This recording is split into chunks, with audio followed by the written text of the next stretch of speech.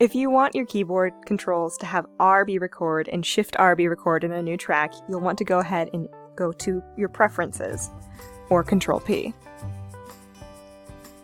So if you come down here on the left side to keyboard, you can go ahead and in the search box look for record.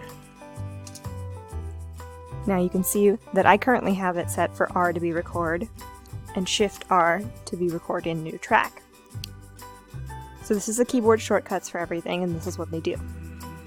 So if we select record, I can come down here to this box and set it to be whatever combination I want this to be. But what we want right now is just R. Then we'll hit set. Now we can do record new track as Shift+R and set for that. And then when we press R, it will record in the track. And when we press Shift+R, it will record in the new track.